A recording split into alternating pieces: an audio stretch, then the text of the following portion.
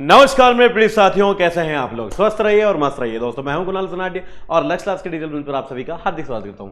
आज के सेशन में हम बात करने वाले हैं शिक्षक भर्ती की तैयारी कर रहे हैं और सपना देख रहे हैं सरकारी नौकरी के हर उस विद्यार्थी के बारे में जिसका सपना है आगामी जनवरी माह में रीट मुख्य भर्ती परीक्षा में न केवल पास होने का बल्कि इसमें अपनी सफलता को सुनिश्चित करने का। प्यारे विद्यार्थियों, आज के इस सेशन में हम बात करने वाले हैं अंतिम 100 दिनों की रणनीति के बारे में। जैसा कि आपको विदित है प्यारे विद्यार्थियों, अब केवल 100 दिन बाकी रह गए हैं और उल्टी गिनती आज से शुरू है, यानी कि डेडलाइन आपके सामने है। 100 दिन आपके सामने, डिपेंड आपके ऊपर करेगा कि आप इन 100 दिनों को किस प्रकार से अपनी स्ट्रेटेजी बनाते हुए उपयोग में लेते हैं, क्योंकि सही विद्यार्थी सही समय पर सही निर्णय लेगा और अपनी स्ट्रेटेजी बनाकर चलेगा, तभी वो परीक्षा में सफलता प्राप्त कर सकता है। तो क्या रहनी चाहिए अंतिम 100 दिनों की रणनीति, इसके बारे में आज के सेशन में मैं आपको बात बताऊंगा। काफी सारे मैं आपको सरकारी भर्ती परीक्षा में सिलेक्शन के नुस्खे भी बताने वाला हूं, साथ में डेली बेसिस पर हम किस प्रकार से पढ़ें ताकि हमारा ये सिलेबस पूरा भी हो जाए और साथ में हमारा रिवीजन कंप्लीट होने के साथ साथ सारे पीवाईक्यू एमसीक्यू सॉल्व हो जाएं।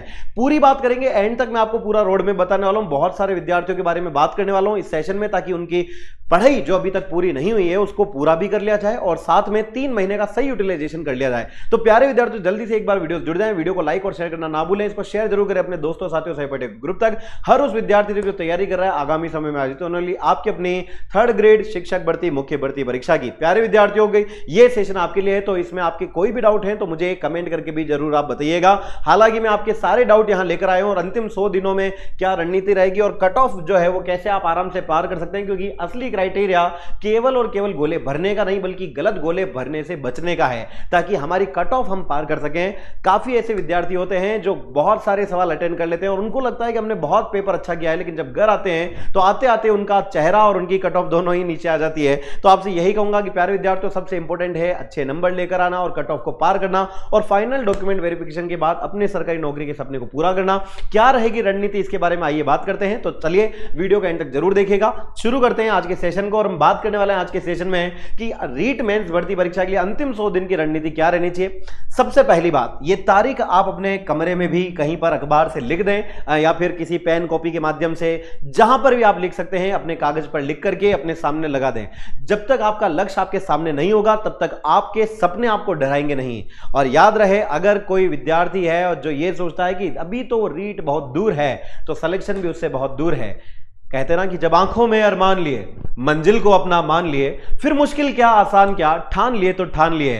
तारीख लिखनी है कमरे में अपने पलंग के सामने 17 जनवरी 2026, क्योंकि इस तारीख से आपके सरकारी सपने की शुरुआत होने जा रही है। काफी विद्यार्थियों को डर है कि 17 जनवरी पास आ रही है और काफी विद्यार्थियों में खुशी का माहौल है कि 17 जनवरी पास आ रही है, क्योंकि हमारा सपना पूरा होने जा रहा है। देखते हैं हर विद्यार्थी के बारे में कैसे इसमें काम होने वाला है। 17 जनवरी से 21 जनवरी के बीच आपकी ये परीक्षाएं आयोजित होने जा रही है। हालांकि क्योंकि 21 जनवरी तक तो चलेगी, लेकिन 17 जनवरी को बिगुल बज जाएगा, शंखनाद हो जाएगा इस भर्ती परीक्षा का। तो इसमें क्या हमारी स्मार्ट प्रिपरेशन रहनी चाहिए, टाइम मैनेजमेंट कैसा करना चाहिए और साथ में मोटिवेशन क्या रहना चाहिए, इसके लिए उस पर हम बात करेंगे। तो चलिए देखते हैं इसके बारे में और सबसे पहले एक एनालिसिस करते हैं कि हमारी सही रणनीति क्या रहनी चाहिए। मेरा मानना है कि अब वो विद्यार्थी जिनका सिलेबस लगभग पूरा हो चुका है, क्योंकि राजस्थान में ऐसे लगभग कई विद्यार्थी हैं जिनका सिलेबस अभी पूरा हो चुका है। ऐसे में अब उनके पास अंतिम 100 दिन है और उन्हें यह समझ में नहीं आ रहा है कि 100 दिनों की रणनीति कैसे बनाएं। याद रहे, वीडियो उन विद्यार्थियों के लिए जिनका सिलेबस पूरा है और अब वो अंतिम फेज में चल रहे हैं। तो ये 100 दिनों की रणनीति को हम 4 फेज में बांटने वाले हैं और 25-25 दिन का इनमें हमने एक डिवाइडेशन किया है। विद्यार्थियों, इसमें मैंने कोशिश तो की है कि आपके उत्सव, वार, त्योहार, दीपावली ये सब आपके छोड़ दिए जाए, लेकिन क्या करें, अब कहते हैं ना कि जब मुसीबत सामने खड़ी हो तो बहाना नहीं किया जाता है। और उसी लिए मैं कहूंगा कि आपके सामने गरबा खेलने का टाइम हो सकता है, आपके लिए दीपावली मनाने का टाइम हो सकता है, आपके लिए सर्दी की छुट्टियां, दीपावली, दशहरा, मेला देखने का टाइम हो सकता है, लेकिन जो पढ़ने वाला विद्यार्थी है जिसको सरकारी नौकरी दिखाई दे रही है उसके पास कोई त्योहार नहीं है, केवल एक त्योहार के वो है 17 जनवरी का त्योहार, रीट मुख्य भर्ती परीक्षा का त्योहार, है ना। तो काफी सारे विद्यार्थी ये भी कहेंगे कि सर बीच में छुट्टियां भी तो चाहिए, छुट्टियां नहीं चाहिए, है ना। देखिए, आप याद रखें, आप अकेले से कंपटीशन नहीं कर रहे हैं, पूरा जमाना, पूरा राजस्थान पढ़ रहा है। गांव गांव, गली गली में, हर कोचिंग में, हर लाइब्रेरी में, हर एक कमरे में विद्यार्थी पढ़ रहा है और अपनी टेबल पर उसका ऑनलाइन कोर्स चालू है। कोई कोचिंग में पढ़ रहा है, कोई घर पे पढ़ रहा है, तो आप याद रहे आपका कंपटीशन आपकी कोचिंग, आपके एरिया, आपके आसपास के दोस्तों से नहीं, पूरे राजस्थान से है, जिससे लाखों विद्यार्थी इस भर्ती परीक्षा को देने वाले हैं। तो ऐसे में 100 दिनों का सही यूटिलाइजेशन करना है, तो 25-25 दिन की आप ये रणनीति को फॉलो कर जरूर करें, जिसमें हमने 4 फेज में बांट दिया है। अब कैसे क्या करना है, आइए इस पर बात करते हैं। पहली बात, आपको विद्यार्थियों जैसे ही अगला महीना शुरू होता है, अक्टूबर घंटी बजती है और अक्टूबर की और शुरुआत के 25 दिन आपको कोशिश करनी है जो पढ़ लिया है सिलेबस उसको कंप्लीट थ्योरी को विद्यार्थियों आपको रिवाइज करना है। जितना पढ़ लिया उस सभी सब्जेक्ट, चाहे जो भी सब्जेक्ट हो, सारे सब्जेक्ट पढ़ लें, सारे सब्जेक्ट की थ्योरी को कंप्लीट कर लें। एक बार में 25 दिन ये टारगेट लेकर चलें कि जो हुआ सो हुआ, जो नहीं हुआ सो नहीं हुआ, एक बार जितना हो गया उस पर ध्यान देंगे। विद्यार्थियों, असली विद्यार्थी जो सफलता पाते हैं वो हमेशा ये कोशिश नहीं करते कि 100% सिलेबस कवर कर लिया जाए। वो कोशिश करते हैं कि एग्जाम ओरिएंटेड जितना कंटेंट, जितना सिलेबस है उसको पूरा कर लिया जाए।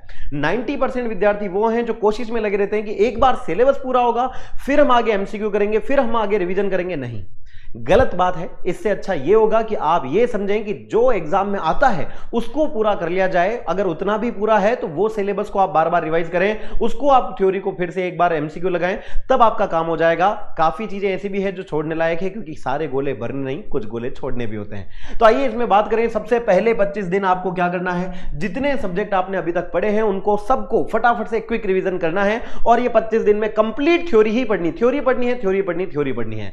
साथ में विद्यार्थियों, आपको फेज 2 जैसे ही लगता है, जैसे ही 26 अक्टूबर लगेगा, आपको कोशिश करनी है जितने भी प्रीवियस ईयर क्वेश्चंस हैं उनको देखते हुए शॉर्ट नोट्स बनाएं। प्रीवियस ईयर क्वेश्चंस मैंने यहां कहा देखने हैं, लेकिन केवल देखने नहीं बल्कि सटीक एनालिसिस भी करना है। अगर आपको प्रीवियस ईयर क्वेश्चंस देखने का मौका मिले तो आप कोशिश करें कि यह जरूर देखें कौन से ऐसे टॉपिक हैं जहां से रिपीटेटिव क्वेश्चंस पूछे जाते हैं। अगर आपको इतना सा भी पता चल गया तो शायद आपको वो टॉपिक भी पता चल जाएंगे कि जहां से बार बार सवाल आते हैं, और वो टॉपिक भी पता चलेंगे जिनसे सवाल नहीं आते हैं। देखिए, ऐसा मैं अपने व्यक्तिगत अनुभव से भी कह रहा हूं, काफी सारे सफल विद्यार्थियों से इंटरव्यू लेने के बाद यह कह पा रहा हूं कि आपको सब कुछ नहीं पढ़ना होता है, कुछ सिलेक्टेड टॉपिक पढ़ने होते हैं। तो जितना पीवाईक्यू को देखोगे, जितने उनमें क्वेश्चंस आंसर अटेंड करोगे, प्रैक्टिस करोगे, आपको वो टॉपिक पता चलेंगे जहां से बार बार सवाल आ रहे हैं। और जो टॉपिक बार बार पूछे जा रहे हैं उनके लिए आपको क्या तैयार करने हैं, शॉर्ट नोट्स तैयार करने हैं। तो एक अलग से कॉपी बनाकर रखें, और जो आपको आता है, जो नहीं आता है, उनको विद्यार्थियों शॉर्ट नोट्स की कॉपी में जरूर लिखते रहें। जो आपको नहीं आ रहे हैं, जो टॉपिक अभी भी आपको कमजोर लग रहे हैं, प्रीवियस ईयर क्वेश्चंस करने के बावजूद भी आप उनमें नंबर नहीं ला पा रहे हैं, स्कोर नहीं कर पा रहे हैं, उनके शॉर्ट नोट्स बना लें। अगले 25 दिन की रणनीति आपकी यह रहेगी, जैसे ही फेज 3 शुरू होगा आपको प्रैक्टिस टेस्ट देने हैं और मॉडल पेपर देने हैं। पीवाईक्यू देखने के बाद आपको किसी भी कोचिंग, हो सके तो लक्ष्य के हमने जो तैयार किए हैं, हमारे एग्जाम पैटर्न टेस्ट सीरीज, हमारे जो मॉडल पेपर हैं, चाहे ऑफलाइन ऑनलाइन हम जो टेस्ट कराते हैं, उनसे आप जुड़ें, क्योंकि प्रैक्टिस मैक्स मैन परफेक्ट। और जब तक आप अपना डर नहीं खोलेंगे, जब तक आप अपने आप का मूल्यांकन नहीं करेंगे, तब तक आपको बिल्कुल पहचान नहीं हो पाएगी कि आप खुद कितनी गहरी खाई में हैं। ऐसे में काफी विद्यार्थी ये भी हैं जो मुझसे कहते हैं कि सर हम ऑनलाइन बहुत टेस्ट लगाते हैं और ऑनलाइन में हमारे अच्छे नंबर भी आ जाते हैं, लेकिन जब परीक्षा होती है तो शक्ल हमारी लापी जैसी हो जाती है। सर ऐसा क्यों होता है? क्योंकि विद्यार्थियों, असली परीक्षा ऑनलाइन टेस्ट घर पर बैठकर पंखे के नीचे देने में नहीं है। याद रहे, ऑनलाइन टेस्ट में भी आपको 2.5 घंटे मिलते हैं परीक्षा देने कर, लेकिन आपको 2.5 घंटे उपयोग में नहीं लेने हैं, क्योंकि ओएमआर भरने का टाइम वहां पर नहीं होता है। तो आप आराम से 2.5 घंटे यूटिलाइज कर रहे हैं, इसका मतलब आप गलती कर रहे हैं, टाइम मैनेजमेंट आपका सही नहीं है। ऑफलाइन टेस्ट देने से आप एक बार में काफी सारे विद्यार्थियों के बीच में जैसा हूबहू परीक्षा में आपके ऊपर दबाव होता है, डर होता है, एंजाइटी होती है, उसी को फेस कर पाते हैं। तो हो सके तो कोशिश करें ऑफलाइन टेस्ट सीरीज ज्वाइन करें, और साथ में अगर आप नहीं कर पाते हैं तो ऑनलाइन रोजाना एक टेस्ट जरूर दें। तो आपके लिए सबसे इंपॉर्टेंट है पीवाईक्यू के साथ साथ टेस्ट देना और मॉडल पेपर सॉल्यूशन करना, ताकि आप अपना सटीक एनालिसिस कर पाएं कि क्या हमारे नंबर में बढ़ोतरी हो रही है या नहीं हो रही है। विद्यार्थियों, याद रहे, जिस दिन आपका रिजल्ट आएगा, आपके घर वाले आपसे कभी ये नहीं पूछेंगे कि बता कितने सुंदर नोट्स तूने बनाए, कभी नहीं पूछेंगे तेरा फेवरेट सब्जेक्ट कौन सा था, कभी नहीं पूछेंगे कि कहां से कोचिंग की थी, कभी नहीं पूछेंगे कि तुझे कितना आता है। एक ही सवाल पूछेंगे, सिलेक्शन हो जाएगा ना तेरा? और जब सिलेक्शन की बारी आती है तब हमारी शक्ल लापी जैसी हो जाती है। याद रहे, सिलेक्शन के लिए नंबर जरूरी है और नंबर लाने के लिए टेस्ट जरूरी है। जितने टेस्ट दोगे उतना ज्यादा आप निखरोगे, है ना? कहते हैं ना कि सोना जितना तपता है उतना ही ज्यादा चमकता है। तो प्यारे विद्यार्थियों, पहले सोने की तरह चमकने के लिए पहले तपना होगा। काफी बार ऐसा भी होगा कि टेस्ट देते देते आपका मोटिवेशन डाउन हो जाएगा, आपके नंबर बढ़ते बढ़ते कम हो जाएंगे, लेकिन हार नहीं मानी। याद रखना है हमने क्या सोचा था कि जब आंखों में अरमान लिए, मंजिल को अपना मान लिए, फिर क्या मुश्किल क्या आसान, ठान लिए तो ठान लिए। टेस्ट देते रहे और मेरा तो यह मानना है कि अंतिम दिनों में आप कोशिश करें कि कम से कम 50 टेस्ट तो दे ही दें। अगर आपने 50 टेस्ट नहीं दिए हैं तो आप बहुत बड़ी गलती कर रहे हैं। 50 टेस्ट देने से आपको यह पता चलेगा कि आखिर कितनी गहरी खाई में आप हैं, और 50 टेस्ट देने के बाद अपना मूल्यांकन करें। पहले नहीं करें कि मेरे नंबर कितने आ रहे हैं। 50 टेस्ट देने के बाद आपको अगर नंबर लगता है कि मेरे ओवरऑल कम रहे तो फिर आपको और प्रैक्टिस की जरूरत है। तो आपका मॉडल पेपर और जो टेस्ट है, प्रैक्टिस टेस्ट है, वो आपका सिलेक्शन का चांसेस, आपका दायरा बढ़ा देता है और आपके डर को भी कम करता है। अंतिम 4th फेज जब आएगा, अंतिम 25 दिन जब रह जाएंगे विद्यार्थियों, में बात कर रहा हूं दिसंबर माह के एंड की और जनवरी की शुरुआत की, उन दिनों में आपको केवल और केवल जो आपने अभी तक शॉर्ट नोट्स बनाए हैं, चाहे वो PYQ से निकल कर आए हैं, चाहे प्रैक्टिस टेस्ट से निकल कर आए हैं, या जो कम कठिन टॉपिक्स थे उनसे निकल कर आए हैं, उनका ही रिवीजन करना है। सारी किताबें नहीं पढ़नी, केवल शॉर्ट नोट्स का रिवीजन करना है और अपने वीक एरियाज पर फोकस करना है कि अब भी वो कौन सी कमी रह गई है जो हमें पहचान में नहीं आ रही है। और इसी के लिए मैंने आपसे कहा था कि PYQ और प्रैक्टिस टेस्ट लगाना, इनसे आपको पता चलेगा कि वो टॉपिक कौन से जिनको बार बार पढ़ने के बाद भी आपका स्कोर आगे नहीं बढ़ रहा है। देखिए विद्यार्थियों, PYQ हो या प्रैक्टिस टेस्ट हो, मैं मानता हूं कि एक टेस्ट, जैसे मैंने 50 टेस्ट लिखे, इनको एक टेस्ट को कम से कम 2 बार जरूर देना। एक टेस्ट आप दोगे, उसके बाद आपका रिजल्ट आएगा, आपकी एक्यूरेसी आएगी, उसके बाद आपको यह पता चलेगा कि आपने सारे आंसर देख लिए। सारे आंसर देखने के बावजूद जब आप टेस्ट लगाएंगे तब भी आपके पूरे में से पूरे नंबर नहीं आएंगे। इसका मतलब कहीं तो कमी रह गई है, और उसी कमी को, उसी गैप को फिल करने के लिए आपको शॉर्ट नोट्स जरूर बनाने हैं। याद रहे, लिखित रूप में काम जरूर करना है। जो टॉपिक्स आपको नहीं आ रहे हैं, जो सवाल गलत हो रहे हैं, उनको लिखना है। लिखना जरूरी है, पढ़ना नहीं जरूरी है। तब जाके आपके शॉर्ट नोट्स तैयार होंगे और अंतिम समय में उनका आप रिवीजन कर पाओगे और अपने वीक एरियाज को और स्ट्रांग बना पाओगे। तो ये थी हमारी 100 डेज की स्ट्रेटेजी में हमने 4 फेज के अंतर्गत बांटा था। अब बात तो ये करें कि हम पढ़ना शुरू करेंगे और हमारा पहला फेज शुरू होने वाला है 2 ही दिन में, कंप्लीट थ्योरी का रिवीजन। तो पहले किसको पढ़ें, किसको बाद में पढ़ें, आओ एक एनालिसिस में आपके लिए लेकर आया हूं, चाहे लेवल 1 से हो या लेवल 2 से। देखो लेवल 1 में अगर हम बात करें तो राजस्थान जीके के कुल 50 प्रश्न आते हैं और 100 अंकों का ये रहता है। अगर बात करें सेकंड में तो सामान्य ज्ञान, RT, करंट अफेयर्स, शैक्षिक परिदृश्य के 40 सवाल आते हैं, 80 अंकों का ये रहता है। फिर विद्यार्थियों विद्यालय विषय की बात करें तो 25 सवाल आते हैं। विद्यालय विषय में आप देखेंगे 5 सब्जेक्ट आपके दिए हुए हैं, हिंदी, इंग्लिश, साइंस, मैथ और सामाजिक। ये 5 सब्जेक्ट आपको विद्यालय विषय के तौर पर पढ़ने हैं। पांचों के 5 सवाल आएंगे और ऐसे में इसका कुल वेटेज हो जाता है 50 अंकों का। इसी प्रकार से शिक्षण रीति विज्ञान यानी कि शैक्षिक विधियां जो है, शिक्षण की विधियां, ये भी वही 5 सब्जेक्ट है, हिंदी, इंग्लिश, साथ में आपके साइंस, मैथ और SS। 5 सब्जेक्ट हैं, प्रत्येक की शिक्षण विधि 8 नंबर की है। 8 पंजा करें तो 40 यहां पर विद्यार्थियों आपके अंक होते हैं। कुल 20 सवाल यहां पर आने वाले हैं। याद रहे, हर एक सब्जेक्ट के कुल 4 सवाल आएंगे जो कि टीचिंग मेथड के होंगे। 4 सवाल टीचिंग मेथड के होंगे एक सब्जेक्ट के, और 5 सब्जेक्ट की शिक्षण विधियां आपको पढ़नी है लेवल 1 में। तो 5 चौक 20 आपके प्रश्न आने वाले हैं। 40 अंकों की साइकोलॉजी, आपके 40 अंकों के अंक इसके होने वाले हैं। साथ में हम बात करें विद्यार्थियों साइकोलॉजी मनोविज्ञान विषय की, तो यहां पर आप देखिए केवल 10 प्रश्न आएंगे और 20 अंकों की होने वाली है। वहीं आपके ICT की बात करें तो 5 सवाल आएंगे और 10 अंकों की होने वाली है। अब विद्यार्थियों में उन चीजों पर गोला बनाने जा रहा हूं जो चाहे लेवल 1 हो या लेवल 2 हो, सब में कॉमन है। देखिए मैं बात करने जा रहा हूं विद्यार्थियों यहां पर आपके लिए, यहां पर देखिए ये जो पहला टॉपिक है राजस्थान जीके, ये सबके लिए कॉमन है, चाहे लेवल 1 में हो या फिर विद्यार्थियों लेवल 2 में हो, ये दोनों के लिए कॉमन है, वेटेज अलग है केवल। दूसरी बात करें विद्यार्थियों तो आपका जो दूसरा आपका सब्जेक्ट है सामान्य ज्ञान, राजस्थान का जीके और विद्यार्थियों करंट अफेयर, ये भी लेवल 1 लेवल 2 दोनों में कॉमन देखने को मिलता है, वेटेज अलग है केवल, और विद्यार्थियों है दोनों में एक ही।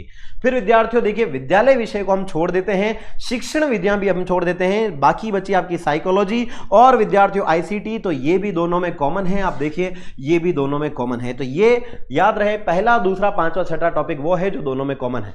अब लेवल 2 की हम बात कर लेते हो तो लेवल 2 में थोड़ा सा डिफरेंस आ जाता है, क्योंकि लेवल 2 में एक एरिया, एक सेक्शन तो है हमारा जो है विद्यार्थियों आपका साइंस मैथ, और दूसरा एरिया आता है हमारा SST का। SST हो या साइंस मैथ, राजस्थान जीके के कुल कुल 40 सवाल आते हैं, 80 अंकों की ये रहती है। सेकंड बी पार्ट की बात करें तो सामान्य ज्ञान, आरटी, करंट अफेयर, शैक्षिक परिदृश्य की बात करें, 25 सवाल आते हैं, 50 अंकों का इसका वेटेज है।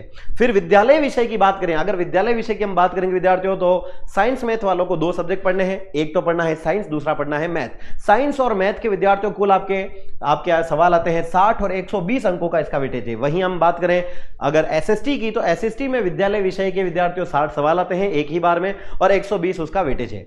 शिक्षण विधियों की बात करें तो शिक्षण विधियां भी थोड़ी डिफरेंस लेवल 2 में है। अगर साइंस मैथ से है तो साइंस और मैथ के विद्यार्थियों 5-5 सवाल आते हैं शिक्षण विधियों के, यानी कि 10 सवाल आपके कुल आते हैं साइंस मैथ के और 20 अंकों का इनका वेटेज है। वहीं हम बात करें साइकोलॉजी की, अगर माफ कीजिएगा आपके एसएसटी की शिक्षण विधियों की, तो एसएसटी की शिक्षण विधियां सीधे तौर पर 10 सवाल आते हैं और विद्यार्थियों 20 अंकों का इसका वेटेज है।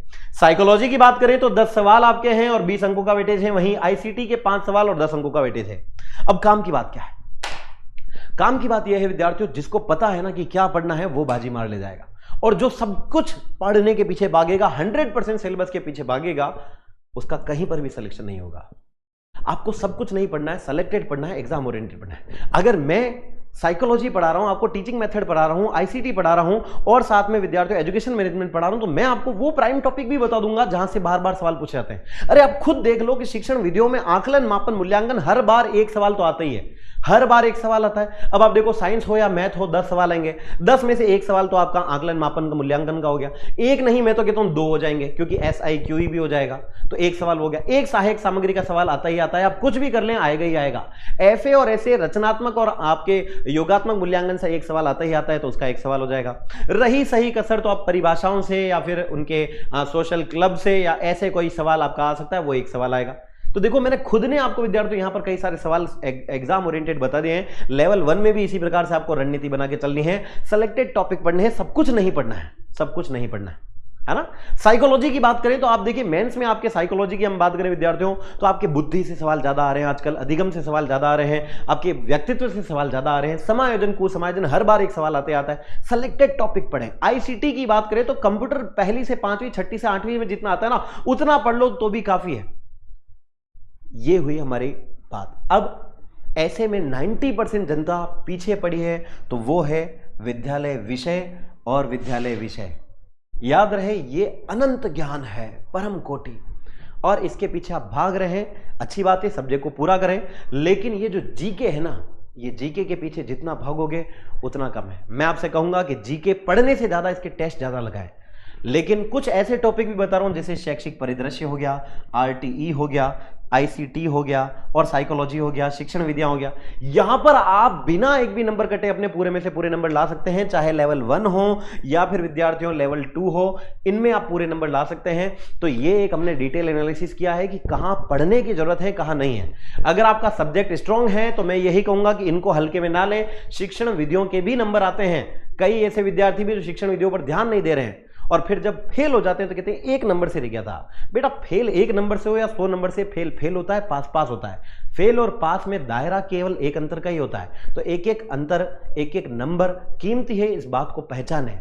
गोला भरने से परीक्षा पास नहीं होगी, लेकिन गोला सही भरने से पास होगी और एक एक नंबर लाने से पास होगी। हर एक नंबर कीमती है, हर एक सब्जेक्ट कीमती है। आप अपने स्ट्रॉन्ग पोर्शन को पहचानें, तो जो स्ट्रॉन्ग है उस पर बार बार मेहनत करने की बजाय जो वीक पोर्शन है उस पर ज्यादा ध्यान दें। अगर आपकी साइकोलॉजी अच्छी है तो मैं नहीं कहूंगा कि आप पढ़ें, क्योंकि साइकोलॉजी आप प्री में ऑलरेडी पढ़ चुके हैं। अब बारी है आईसीटी पढ़ने की, अब बारी है शैक्षिक परिदृश्य पढ़ने की, अब बारी है आपके सब्जेक्ट पढ़ने की, उन पर ज्यादा ध्यान दें। उम्मीद करता हूं समझ में आया होगा। लेकिन अभी भी काफी सारा कंफ्यूजन बना हुआ है कि सर पढ़ना तो है, लेकिन किसको हम प्राइम गोल दें। देखिए विद्यार्थियों, मैं आपका एक डेली चार्ट भी बनाने जा रहा हूं इसमें कि किस प्रकार से तैयारी करनी है। साइकोलॉजी और टीचिंग मेथड और शैक्षिक परिदृश्य और साथ में मैं तो कहता हूं आईसीटी भी जोड़ लो। इनको आपको दिन का 1 घंटा देना है। कितना? 1 घंटा देना है, ज्यादा नहीं देना है ना। क्योंकि इनमें अगर आपने प्री में साइकोलॉजी पढ़ रखी है, प्री में शिक्षण विद्या पढ़ रखी है, तो बार बार क्यों पढ़ना उसको। 1 घंटा भी दोगे ना तो रिवीजन के लिए इनफ है ना। साथ में मेरा निवेदन है कि ज्यादा ध्यान इनमें भी आप आईसीटी और एजुकेशन मैनेजमेंट पर दें, शैक्षिक परिदृश्य पर दें। इनको आप रोजाना 1 घंटा, 3 महीने तक 1-1 घंटा रोजाना का दें। साइकोलॉजी और इनको केवल रीडिंग लगाते रहे शिक्षण विधियों की और साइकोलॉजी की। लेकिन आईसीटी और ये आपके शैक्षिक परिदृश्य तो रोजाना का 1 घंटा देना ही देना है। साथ में विद्यार्थियों आपके हिंदी, इंग्लिश और इनकी जो व्याकरण है जो आपके विद्यार्थियों काम की है, तो उनमें आपको अल्टरनेट डेज पर उनको पढ़ते रहनी है, चाहे हिंदी है, इंग्लिश है ना। अगर आपकी शिक्षण विधियां हैं तो शिक्षण विधियां, चाहे आपकी साइंस की है, मैथ की है, उनको एक दिन छोड़ के एक दिन भी पढ़ेंगे तो भी काम चल जाएगा। तो मैं यही कहूंगा हिंदी इंग्लिश के साथ साथ देखो मैं यहां पर लिख देता हूं आपके लिए, साइंस हो गया, मैथ हो गई या फिर एसएस हो गई, है ना, एसएस, इनकी शिक्षण विधियों की बात करें, टीचिंग मेथड की बात करो विद्यार्थियों, तो यहां पर आपसे यही कहूंगा कि हिंदी इंग्लिश की ग्रामर और साथ में इनके अगर टीचिंग मेथड है या फिर साइंस मैथ और एसएस की टीचिंग मेथड है तो इनको एक दिन छोड़ के एक दिन भी आप पढ़ सकते हैं, कोई बड़ी बात नहीं है ना। लेकिन हाँ, इनमें याद रखना इस पोर्शन पर ज्यादा ध्यान देने की जरूरत है, लेवल 2 वाले विशेष ध्यान देंगे इस पर, है ना। हाँ, साथ में बात करें विद्यार्थियों तो जीके और करंट अफेयर ये सबसे इंपॉर्टेंट है, इसको आपने प्रतिदिन एक चार्ट बनाया और 5 घंटे का टाइम इसी को दें। जीके सिलेक्शन का आधार है, हकीकत यही है। मैं चाहे कितना ही कहूं साइकोलॉजी का प्री में अच्छा वेटेज था, मैंने बोला आपसे, लेकिन अब शैक्षिक परिदृश्य आपको पढ़ना है, आपको जीके पढ़ना है, करंट अफेयर पढ़ना है। काफी विद्यार्थी बार बार सवाल पूछते हैं सर करंट अफेयर कैसे पढ़ना है। मैं यही कहूंगा करंट अफेयर को पढ़ना नहीं है, देखना है। अब आप यही सोच रहे होंगे ये क्या है, जी हाँ, लक्ष्य क्लासेस के जाने माने टीचर करंट अफेयर के विषय विशेषज्ञ नीरज सर डेली बेसिस पर आपकी क्लास लेते हैं। लेकिन आप में से काफी विद्यार्थी ये सोचकर क्लास नहीं लेते होंगे कि अभी करंट अफेयर का सही समय नहीं आया। प्यारे विद्यार्थियों, करंट अफेयर को थोड़ा गंभीरता से लेना शुरू करें। रोजाना जैसे घर पे आप टीवी देखते हैं, न्यूज देखते हैं टीवी में, है ना, कि 9 से 10 बजे 1 घंटे न्यूज देख ली, वैसे 1 घंटा अपना निकाल लें, केवल उसको देखने की कोशिश करें कि उसको देखना है। याद नहीं हो रहा, कोई दिक्कत वाली बात नहीं है, क्योंकि समसामयिक घटनाएं ऐसी होती है जो एक के बाद एक रिपीटेटिव होती है, एक के बाद एक रिवाइज होती है। तो आप रोजाना देखेंगे तो एक दिन आपका करंट अफेयर जरूर मजबूत हो जाएगा। कोशिश नहीं करें कि हर चीज को रटने की, याद करने की, कोई जरूरी नहीं, कुछ चीजों को केवल देखना ही जरूरी है। तो रोजाना अपना 1 घंटा करंट अफेयर को समर्पित करें और बाकी बचे शेष घंटे जीके पर पूरा फोकस करें। सबसे इंपॉर्टेंट सिलेक्शन का आधार है जीके। फिर बात करें तो सोशल साइंस, साइंस और मैथ्स की विद्यार्थियों, चाहे लेवल 1 हो या लेवल 2, याद रहे इसको आपको रोजाना 2 घंटे देने ही देने हैं। इन सब्जेक्ट को 2 घंटे आपको अपना सब्जेक्ट जो है विद्यार्थियों, एसएस है तो एसएस, साइंस है तो साइंस, मैथ है तो मैथ, जो भी है आपका लेवल 1 है तो लेवल 1 है तो सारे ही पढ़ने हैं। तो इन सबको अपने 2 घंटे आपको रोजाना देने ही देने हैं। फिर बात करें विद्यार्थियों तो अब जो बच गया टाइम, अगर आपको रात को जल्दी नींद आती है, आप सोचते हैं कि 10 बजे बाद मुझसे नहीं पढ़ा जाता, आंखें जलती है, तो कोशिश करें 2 अच्छे दोस्त बनाएं, ज्यादा नहीं, 2 अच्छे दोस्त बनाएं और उन 2 दोस्तों के साथ कंपटीशन करें, उनके साथ डेली एमसीक्यू और मॉक टेस्ट खेलें। हाँ, रोजाना रात को कोशिश करें कि सोने से पहले अपने माइंड को एक इनपुट देकर दें कि मुझे पहले टेस्ट में ज्यादा नंबर लाने हैं। देखो, नंबर अच्छे नहीं आएंगे ना तो रात को नींद अच्छी नहीं आएगी, तो आपको अगले दिन मोटिवेशन मिलेगा कि हाँ मुझे फिर से पढ़ना है और टेस्ट में इस बार ज्यादा नंबर लाने हैं, अपने दोस्तों से ज्यादा लाने हैं। तो रोजाना टेस्ट, एक टेस्ट रोजाना का देना शुरू करें। यह आपका डेली चार्ट हो गया जो आपको कम से कम 7-8 घंटे, 8 से 9 घंटे का आपको मैंने टाइम बताया। देखो 7 घंटे ये हो गए, 1 घंटा ये हो गया और कुछ घंटे 2-1 घंटे यहां पर आपके हो जाएंगे। तो मोटा मोटा 8-9 घंटे तो आपको अब जो है वो लास्ट 3 महीने में पढ़ना ही पड़ेगा। अब मैं ये नहीं कहूंगा 4-5 घंटे इनफ है, नहीं, अभी आपको थोड़ा सा गाड़ी को छठे गियर में डालना पड़ेगा, है ना, क्योंकि स्पीड बढ़ानी पड़ेगी। क्योंकि हकीकत यह है कि ये कंपटीशन एग्जाम है, यहां पास होने वाले का सिलेक्शन नहीं होता है, बल्कि ज्यादा अंकों से पास होने वाले का सिलेक्शन होता है। पास हर कोई हो जाएगा, कट ऑफ के पास नंबर हर कोई लेकर आएगा, लेकिन जो ज्यादा नंबर लाएगा सिलेक्शन उसका है। तो अपनी समय को, अपनी मेहनत को, अपने कठिनाई के स्तर को और आ रहे बढ़ते कंपटीशन को पहचानें और उसके अनुसार ही अपनी तैयारी अपनी करते रहें और अपने आप को पूरा टाइम दें। जरूरी नहीं कि जो मैंने बताया उतने ही घंटे दें, आप देख लें कि आपका समय कितना प्रोडक्टिव है, आप किसमें कितना अच्छा कर सकते हैं। अगर आप इससे कम समय में भी इसको अच्छे से कर सकते हैं तो वो आपकी स्ट्रेटेजी होगी। और अपनी स्ट्रेटेजी खुद पर विश्वास जरूर रखें, क्योंकि ईश्वर उसी पर विश्वास रखता है जो खुद पर विश्वास रखता है। पहला विश्वास खुद पर करें, अपनी स्ट्रेटेजी पर करें। और यही कहूंगा कि दर दर भटकने से अच्छा है कि एक कंटेंट, एक यूट्यूब चैनल, एक टीचर और एक कोचिंग का सिलेक्शन करें। अगर आप लक्ष्य से पढ़ते हैं तो लक्ष्य से ही पढ़ें। अगर आप 10 जगह से पढ़ेंगे तो हो सकता है आपका माइंड 10 जगह पर डाइवर्ट हो। हमें सब कुछ नहीं पढ़ना है, केवल उतना पढ़ना है जितना एग्जाम ओरिएंटेड है। 10 जगह खड्डे खोदने से अच्छा है एक जगह ही अच्छा खड्डा खोद लिया जाए। तो प्यारे विद्यार्थियों, स्वागत रहेगा आपका लक्ष्य परिवार में, जहां से काफी सारे विद्यार्थियों ने अपने न केवल सपने को हकीकत में बदला है, बल्कि समाज में नया परिवर्तन लाने की पूरी कोशिश की है। ऐसे ही हजारों विद्यार्थियों आज दिन तक सरकारी नौकरी में सिलेक्शन लेकर के आपकी ही तरह एक बार कोचिंग पर आए थे और आज वो सरकारी शिक्षक के तौर पर अपने कहीं पद लेकर बैठे हुए हैं।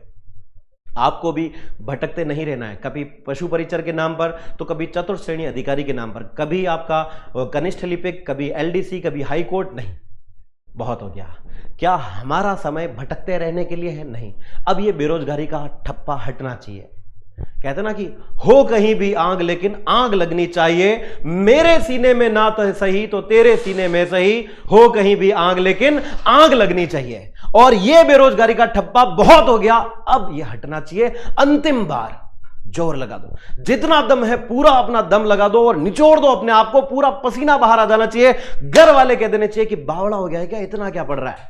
जब तक दुनिया आप पर हंसने न लग जाए ना, समझ लेना कि आपकी असली मेहनत शुरू नहीं हुई है। अगर सबको यह लग रहा है कि हाँ सब कुछ अच्छा चल रहा है, तो कुछ भी अच्छा नहीं चल रहा है। असली सपने वो नहीं है जो आंखें बंद करके देखे जाते हैं। असली सपने वो हैं जिनको हकीकत में हम खुले सपनों के, खुले आंखों के साथ देखते हैं। रोजाना अपना ड्रीम अपनी आंखों के सामने रखें, लिख दें एक बार शिक्षक भर्ती 2026 आपके नाम। प्यारे विद्यार्थियों, 17 जनवरी की तारीख अपने सामने कमरे में जरूर लिख देना। यह रणनीति फॉलो करना, कोई माय का लाल आपका सिलेक्शन नहीं रोक सकता है। साक्षात भगवान आ जाएंगे तो भी आपका सिलेक्शन नहीं रोक पाएंगे, क्योंकि ईश्वर भी उसी पर विश्वास करते हैं जो खुद पर विश्वास करता है।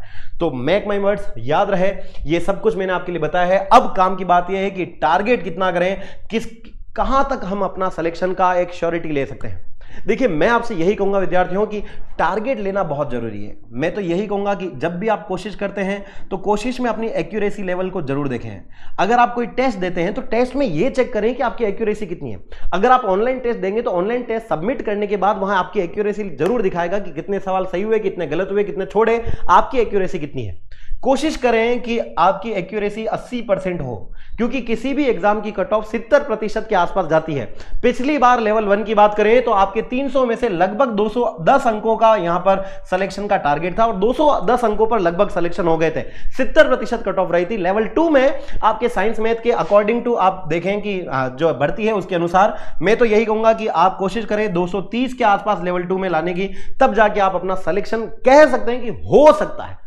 क्योंकि जितना ज्यादा टारगेट करेंगे उतना ज्यादा बेहतर होगा। फिर से याद रहे, इस बार एग्जाम कंपटीशन है, स्कूल का एग्जाम नहीं है। यहां पास होने वाले का सिलेक्शन नहीं, बल्कि ज्यादा अंक लाने वाले का सिलेक्शन होता है। पास तो सब होते हैं, लेकिन सिलेक्शन सबका नहीं होता है। जितने ज्यादा आप नंबर लाओगे उतना ज्यादा होगा। मैंने 80% लिखा है तो केवल 80 नहीं, अपना टारगेट बनाया कि मैं 90% एक्यूरेसी लेकर आऊंगा, तब जाके मेरा सिलेक्शन होगा।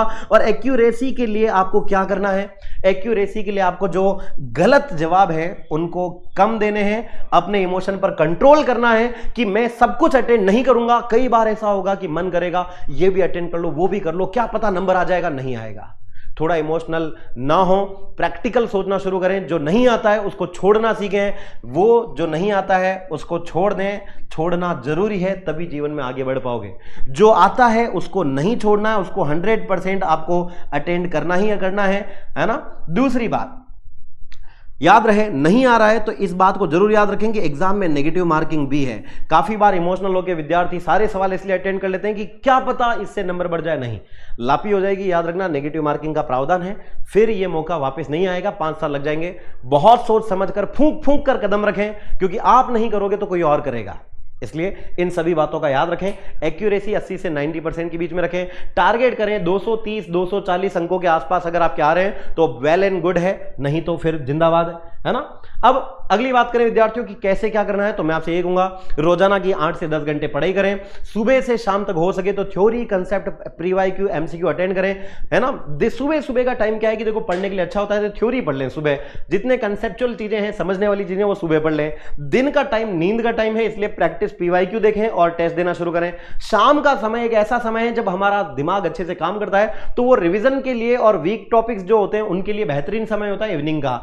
इसके अलावा पूरे सप्ताह में बात करें तो एक फुल मॉक टेस्ट जरूर दें। आज से ही मैं तो कहता हूं रोज का एक टेस्ट दें तो ज्यादा अच्छा होगा।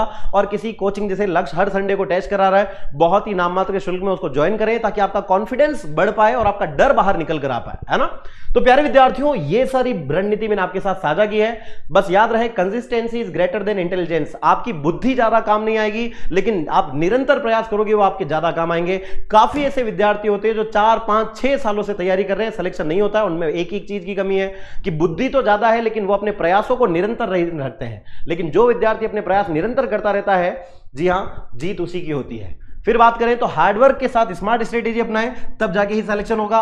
100% के पीछे ना भागे, एग्जाम ओरिएंटेड के पीछे भागे, अपने आप में विश्वास रखें कि आप कर सकते हैं, फिर ईश्वर आपके साथ देंगे। जो आप सोचते हैं कि मुझे जीवन में यह बनना है, तो उसको विजुअलाइज करें, अपनी आंखों के सामने सोच कर देखें कि आप सरकारी शिक्षक बनने के बाद कैसे दिखाई देंगे, आपकी गवर्नमेंट टीचर की पोस्ट कैसी होगी, कौन सी स्कूल होगी। जब तक वो सपना नहीं आएगा ना, असली मोटिवेशन आपको तब तक नहीं मिलेगा। हर दिन सोचो कि बस 100 दिन बाकी है, और 100 दिनों का डर नहीं होना चाहिए कि सरकारी नौकरी मिलने वाली है 100 दिन के बाद, तब जाके आएगा मजा पढ़ने का विद्यार्थियों। इसी के साथ यही कहूंगा प्यारे विद्यार्थियों की ज्यादा समय नहीं लूंगा। अगर आपका भी शैक्षिक परिदृश्य जैसा विषय बहुत ज्यादा कमजोर है तो चिंता ना करें, यहां पर मैंने और मेरी पूरी टीम ने मिलकर तैयार की है शानदार शैक्षिक परिदृश्य निःशुल्क आरटी की ये किताब मात्र 100 रुपए के नाम शुल्क में आपको उपलब्ध कराई जा रही है, without any profit any loss. यहां पर आपके लिए लेवल 1 हो या लेवल 2 हो, इस किताब में आपको राजस्थान के शैक्षिक परिदृश्य, राजस्थान की समस्त शैक्षिक संस्थाएं, आरटी 2009, आरटी 2011, एसएमसी, एसडीएमसी, विद्यार्थी कल्याणकारी योजनाएं, शिक्षण अधिगम की नवाचार और एनईपी 2020 सबके टॉपिक, एमसीक्यूज और साथ में इनके पीवाईक्यू भी इसमें ऐड है। शानदार किताबें, इससे एक भी सवाल बाहर नहीं जाएगा, ये मेरी गारंटी रहेगी, मेक माय वर्ड्स, है ना। तो यहां पर याद रखना विद्यार्थियों, ये बहुत काम की बातें बता रहा हूं, ये किताब जरूर खरीद लेना। नहीं है ना तो आप अपने सिलेक्शन रिवार्ड लेकर आया है 6500 प्रश्नों की प्रैक्टिस सेट, चाहे लेवल 1 से हैं, लेवल 2 एसएसटी से हैं, लेवल 2 साइंस मैथ से हैं या फिर लेवल 2 इंग्लिश से हैं। 6500 प्रश्नों की प्रैक्टिस सेट दी जा रही। सोच कर देखो कि इसको कर लिया तो फिर कुछ करने की जरूरत नहीं है। और प्रैक्टिस करने के लिए इस किताब को आप अपने घर बैठे ऑर्डर करें। लेवल 1 के लिए मात्र 300 रुपए में यह किताब आपको उपलब्ध कराई जा रही है, लेवल 2 साइंस मैथ के लिए मात्र 249 रुपए में,